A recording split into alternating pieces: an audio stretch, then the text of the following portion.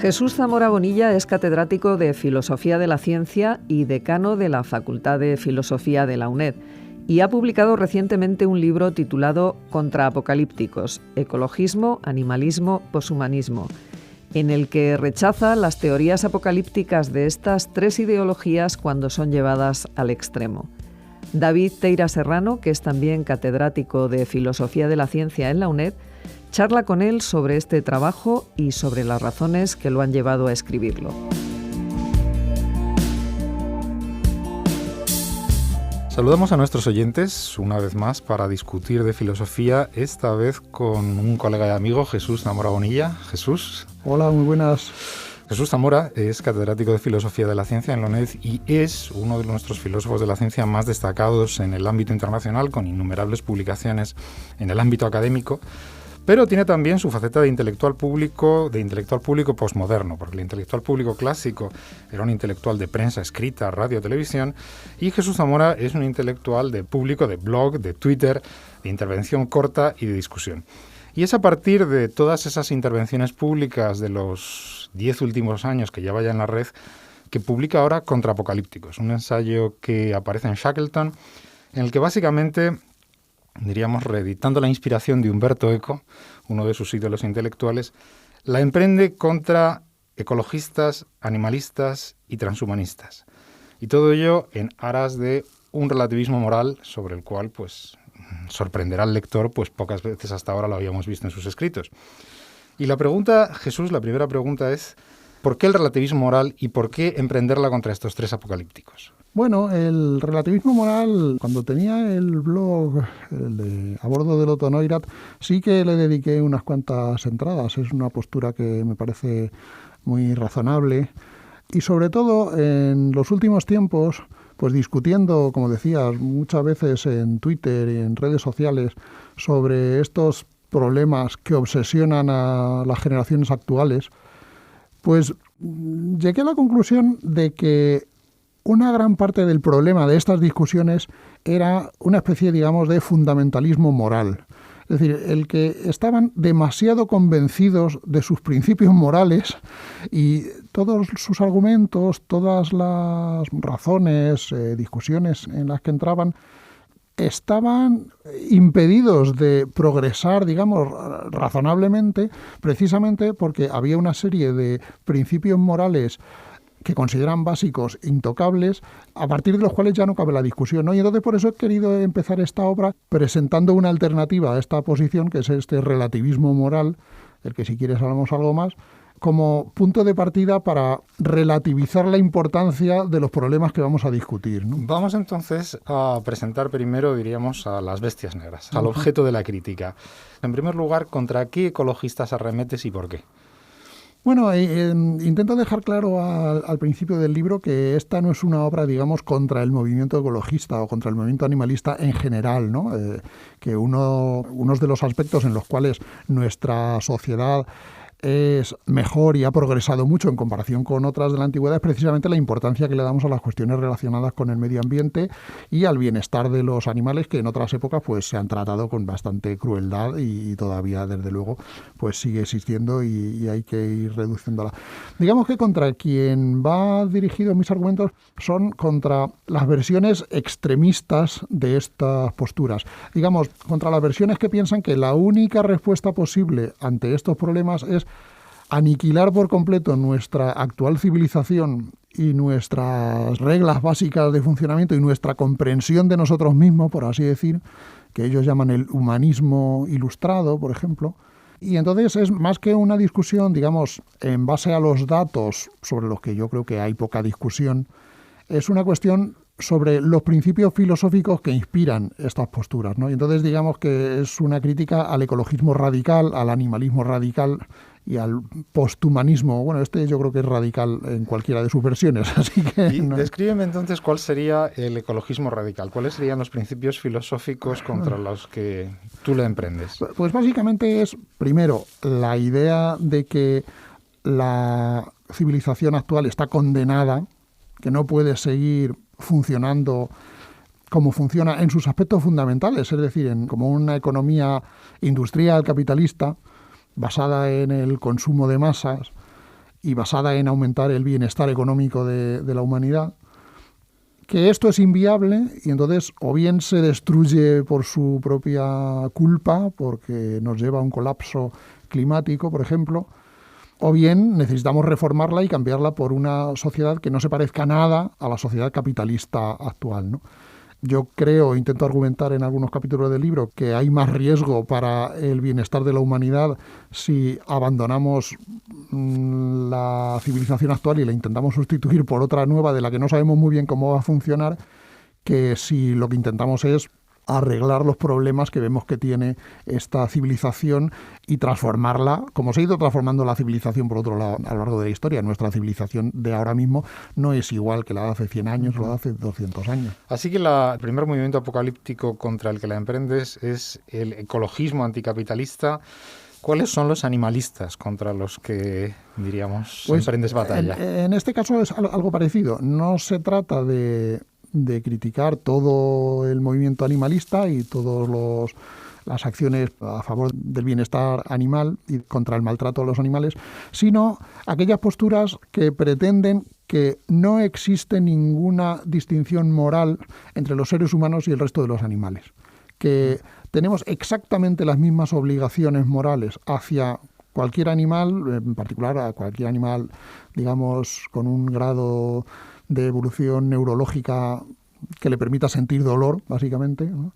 Que posiblemente sean casi todos los animales, incluidos insectos, invertebrados, etcétera, que nuestras obligaciones hacia cualquier animal son exactamente las mismas que nuestras obligaciones hacia los seres vivos. Estoy aquí en contra de quienes nos acusan a los que ellos llaman especistas, ¿no? Es un contra del antiespecismo, ¿no? Yo defiendo una especie de especismo, digamos. En el que los beneficiados pues somos los de esta especie. Los beneficiados desde ese punto de vista. ¿Y cuál sería el problema con este animalismo antiespecista? Porque obviamente dices, el problema del ecologismo es que quieren cambiar por completo el sistema de capitalismo y podemos salir perdiendo. ¿Qué perderíamos con el animalismo antiespecista? Bueno, desde luego, evidentemente, todo para aquello para lo que utilizamos a los animales, pues lo perderíamos naturalmente, ¿no? El problema no es tanto, tal como yo lo veo, si estamos dispuestos a renunciar a eso, sino si los principios morales desde los cuales nos dicen que somos malvados si no renunciamos a eso, son principios morales razonables o no, ¿no? Yo creo que si no hay un principio moral que diga que la vida o el sufrimiento de, pongamos, por ejemplo, una rata que vive en los sótanos de tu casa, si su vida es igual de valiosa que la tuya, pues entonces, si tuviéramos que salvar la vida de uno de los dos, no sabríamos cuál, ¿no? Yo creo que incluso... La rata sí lo sabría, quizá. La rata quizás sí lo sabría, ¿no? Pero seguro que la mayoría de los antiespecistas y animalistas más radicales no tendrían muchas dudas entre si salvar de morir de hambre, por ejemplo, a un humano que viniera a pedirle de comer, o salvar de morir de hambre a una rata y sus crías que están comiéndose la comida que encuentran en el sótano, ¿no? Ese sería entonces, diríamos, el segundo de tus adversarios intelectuales. Y el tercero son los transhumanistas. Y aquí yo creo que habrá que explicar un poco quiénes son estos transhumanistas y por qué te opones a ellos. Bueno, en realidad hay dos corrientes con nombre parecido, ¿no? Que son los posthumanistas y los transhumanistas. En realidad en el libro hablo más bien de las posthumanistas, porque es un movimiento cuyas principales representantes son femeninas, y en cambio los transhumanistas, que son mucho más adictos a cuestiones tecnológicas, suelen ser hombres, ¿no? Hay aquí una clara... ¿Y qué quieren las posthumanistas? Bueno, el posthumanismo es quizá una corriente más homogénea que el transhumanismo, en el sentido de que tienen más claro a qué se oponen, ¿no? Y se oponen a lo que llamaba antes el humanismo ilustrado, ¿no? La idea que procede quizá de la Ilustración, pero seguramente tiene ancestros más antiguos, ¿no? La idea de que los valores fundamentales que tenemos que perseguir en la sociedad son el incremento del bienestar y de la libertad de los seres humanos, ¿no? Que hay otras cosas quizá que tenemos obligación de cuidar, como el medio ambiente, los animales, pero es una obligación, digamos, más restringida. Y sobre todo, que los seres humanos somos todos iguales en derechos y dignidad. Cosa que las posthumanistas pues creen que es más bien una herramienta de propaganda de Occidente, en su empeño de colonizar el resto del mundo, ¿no? Que la idea occidental de los derechos humanos no cuadra con las visiones del ser humano que hay en otras sociedades y que en realidad tendríamos que ir más allá de este humanismo y por eso ya lo llaman posthumanismo, ¿no? ¿Y en qué se diferencia este posthumanismo de un relativismo? ¿Por qué los posthumanistas no son relativistas? Es todo lo contrario. Yo creo ahí en un capítulo intento hacer un poco la biografía y la genealogía intelectual de este movimiento, ¿no? Su antecesor inmediato seguramente es el postmodernismo de los años 80 y 90, que fue su época de mayor esplendor, ¿no? Y el postmodernismo era una teoría, una visión, una cosmovisión que era fundamentalmente relativista, tanto en el ámbito, digamos, del conocimiento, en el sentido de que no aceptan la existencia de hechos objetivos, como en el ámbito de la moral, no aceptan la existencia de verdades morales objetivas. Las posthumanistas, en cambio, lo que han hecho básicamente, desde mi punto de vista, es que se han quedado con lo primero, con este relativismo acerca de los hechos, que yo no comparto para nada, y en cambio han sustituido el relativismo moral, que a mí sí me gusta, por un fundamentalismo moral, que es el de que realmente en la historia de la humanidad hay víctimas y verdugos, ¿no? Entonces tenemos que estar incondicionalmente con las víctimas e incondicionalmente contra los verdugos, ¿no? Y en fin, claro, ellas piensan con el derecho a decidir quiénes han sido las víctimas, quiénes somos los verdugos y qué castigo nos merecemos, ¿no? ¿Y por qué el relativismo es una postura preferible a cualquiera de estas tres? Bueno, el relativismo moral yo creo que es preferible. Primero, ha sido muy poco habitual en la historia de la humanidad, con lo cual ha tenido muy pocas ocasiones de hacer daño. Sí. No es conocido ningún dictador sanguinario que haya sido relativista moral, porque todos están muy convencidos de que estaban siguiendo la verdad de cuál era su misión, ¿no? Su misión histórica. Y en cambio, lo contrario del relativismo, que sería este fundamentalismo moral, la actitud de estar absolutamente convencido de estar en posesión de la verdad moral, pues sí que ha conducido a numerosas catástrofes humanitarias, precisamente, ¿no? Así que aunque solo fuera por eso, yo creo que el relativismo es, o sea, por el principio de no maleficencia. Sí, por ejemplo, vamos, lo podemos llamar así. Y luego también por motivos de razonabilidad, que me parece que no hay razones demostrables a favor del objetivismo moral, a favor del hecho de que existan una verdad moral, que unos estén en lo cierto y otros estén equivocados, ¿no? Sin embargo, hay que advertir a nuestra audiencia de algo de lo que nuestro autor es sumamente consciente, y es que aquí se opone a la visión dominante en las facultades de filosofía españolas, donde estas tres causas son las causas que más entusiasman a los estudiantes y a buena parte del profesorado. O sea, ¿cómo se explica esta predominancia filosófica de estas tres visiones y que aquí aparezcas como azote de las mayorías? Pues yo la verdad es que no lo tengo muy claro. Sí es verdad, claro, que generalmente quien se aproxima a la filosofía lo hace con un cierto afán crítico. Le suele gustar la filosofía en parte porque no le gusta la sociedad tal como está y quiere encontrar vías de pensar una sociedad mejor, ¿no? Y entonces estas alternativas que yo llamo aquí radicales, antihumanistas, pues son muy atractivas en ese sentido, ¿no? A mí me gusta tener una actitud crítica también hacia la propia filosofía, ¿no? Y bueno, como decía Aristóteles, soy amigo de Platón, pero más amigo de la verdad, ¿no? Pues si yo no me convencen esos argumentos, pues honestamente no puedo hacer otra cosa más que criticarlos. ¿Y cuál es la respuesta que esperas recibir? Bueno, la verdad es que no tengo muy claro el futuro, ¿no? El futuro del libro. A mí me gustaría que hubiera mucha gente a la que le gustara, por supuesto. Y yo confío, tengo cierta esperanza en que mucha gente está esperando una obra así, ¿no? Precisamente porque estos intentos de moralización de la izquierda, de que no puedes ser de izquierda si no aceptas unos dogmas morales que están básicamente representados, aunque no solo, aquí están ejemplificados más bien por los casos que yo pongo en el libro, pues hay gente que quiere ser de izquierdas pero no está dispuesta a tragar con este dogmatismo moral, ¿no? Y entonces me gustaría pensar que mucha gente recibirá bien este libro porque le da una tabla de salvación. ¿Y cómo sería una izquierda sin dogmatismo moral?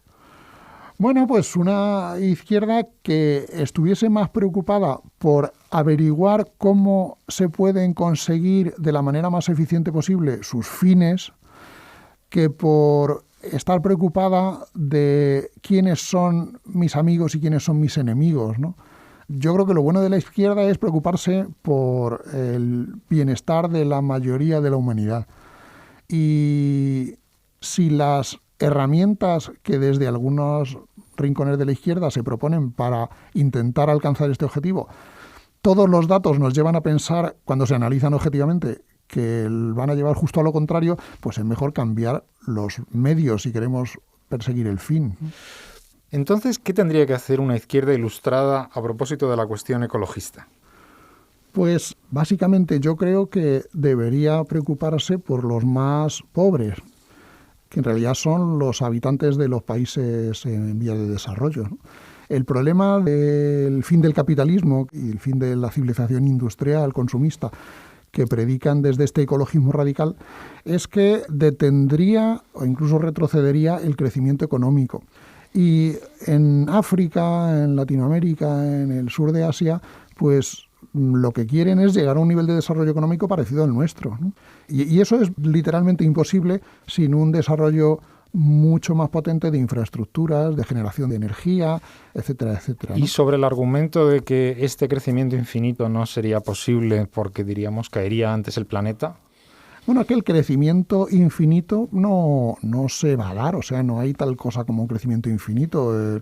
Cuando se acaba un recurso, pues se sustituye por otro. Hemos vivido un par de siglos, digamos, en los que ha habido un crecimiento muy, muy fuerte, pero seguramente es una cosa que no continuará a lo largo de la historia. Quizá los países desarrollados alcancen un nivel de desarrollo mayor del que tienen ahora, pero no extraordinariamente mayor. Pero sí es importante que los países no desarrollados alcancen también un nivel de desarrollo parecido al nuestro. Por supuesto, con todas aquellas tecnologías que sean más favorables para el medio ambiente.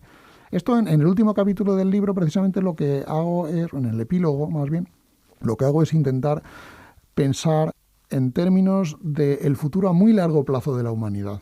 Yo creo que uno de los errores de este ecologismo radical, digamos, es que ellos critican a los que llaman capitalistas, prosistema, defensores del consumismo, etcétera, etcétera, por tener una mirada muy a corto plazo, pero es que su mirada también es a muy a corto plazo, porque ellos tienen una mirada como mucho para un siglo, 2 siglos, pero ampliemos la mirada para contemplar el futuro de la humanidad en los próximos milenios, decenas de miles de años e incluso en los próximos millones de años.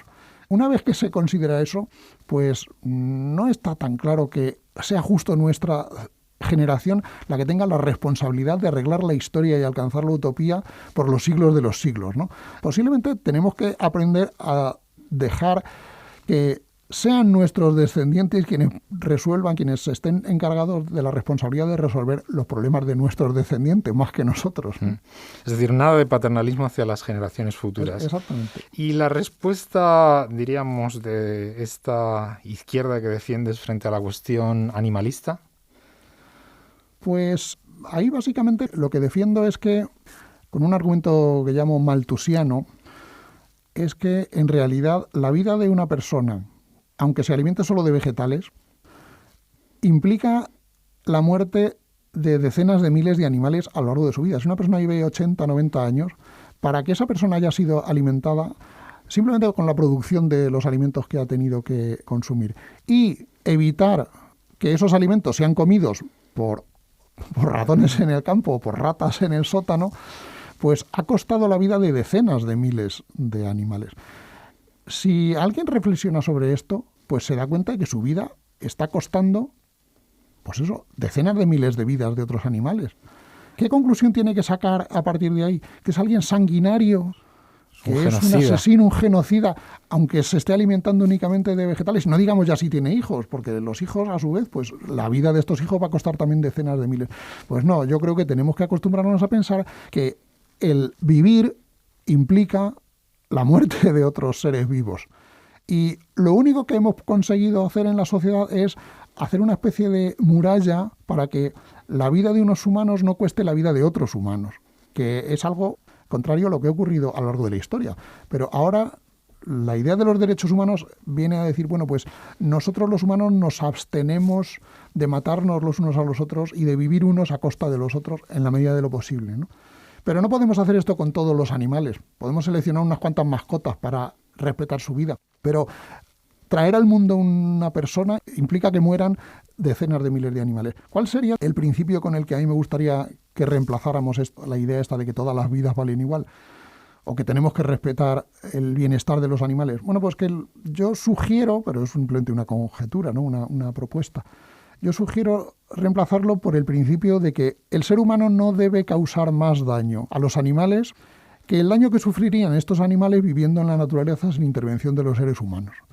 Evidentemente, la vida de cualquier animal también cuesta la vida a otros, tanto porque se lo coma como porque se coma sus alimentos y muera de hambre, ¿no? Con lo cual, si nos consideramos como alguien que no tiene una responsabilidad mayor sobre el resto de los animales que la que pueda tener un lobo o un tiburón, pues vamos a vivir un poco más tranquilos, por lo menos.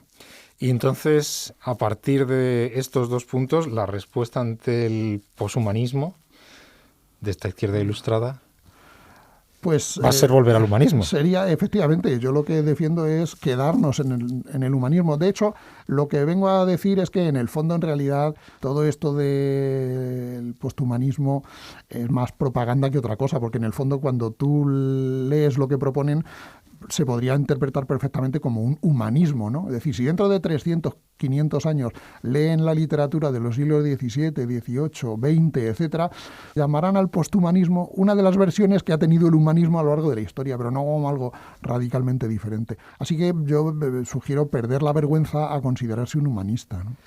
¿Y crees que la historia te dará la razón o que se la dará a tus adversarios? Lo digo en el siguiente sentido, que diríamos los sacrificios que exigen estas concepciones ecologistas, animalistas y poshumanistas, o sea, los sacrificios para la civilización occidental son tan excesivos que lo más probable es que caigan por su propio peso, es decir, que no encuentren una mayoría que esté dispuesta a cometer cambios tan radicales sobre su vida. Es decir, ¿hasta qué punto te estás metiendo con causas que por sí mismas se disolverán? Bueno, yo creo que en realidad estas causas no se disolverán tanto porque pueden surgir en cualquier momento. Es decir, dependen más de cuestiones ideológicas que de la realidad, de la infraestructura económica de la sociedad, que diría Marx, ¿no? En realidad yo creo que son más bien... Voy a decir algo que es quizá una barbaridad, no sé, que a lo mejor no sienta muy bien a alguna gente. Yo creo que estas posturas en realidad son una forma de ocio.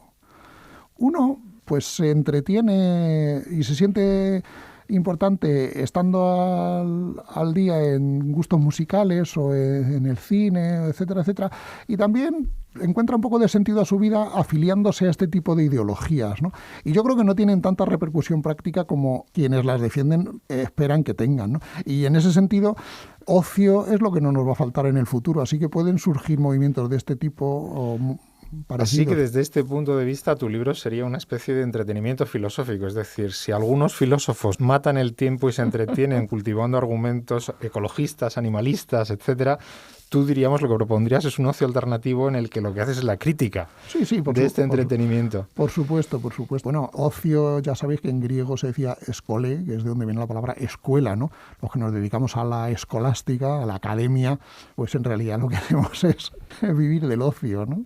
Esto no deberíamos decirlos en antena, el decano de una facultad de filosofía y uno de sus profesores, pero esto es así. Y a la vista de los debates, porque claro, estas no son causas nuevas, son causas sobre las que llevas discutiendo en redes sociales durante más de 10 años. O sea, ¿qué te ha enseñado ese debate y cómo esperas que cambie ese debate con el paso al papel, al libro? Bueno, yo espero que con el libro alcance a gente que no está tan metida en la discusión de redes sociales, ¿no? Y se lo tome un poco más en serio, ¿no? Una cosa es ver un argumento en un tuit y otra cosa verlo en un libro, ¿no? Que puede estar en una biblioteca y todo, ¿no? Y desde tu experiencia con los dos medios, ¿cuál crees que es más efectivo? Porque, diríamos, intuitivamente parecería que hay una generación que ahora mismo domina la vida pública española que está toda en las redes. Y estos ya han leído tus argumentos. O sea, ¿vas a conseguir algo más si los leen gente que no está en las redes sociales? Bueno, tampoco los he presentado tan rigurosamente, yo creo, hasta ahora en las redes sociales, ¿no? Al contrario, esto lo que puede hacer es alimentar mi Twitter en el futuro para que estos mismos argumentos aparezcan de manera más contundente, ¿no? Hombre, la pregunta en realidad es si el medio de un intelectual público hoy debe ser el libro o las redes sociales o ambas. Bueno, yo creo que no son incompatibles, ¿no? Desde luego hay que estar en todos los sitios donde a uno le dejen, ¿no?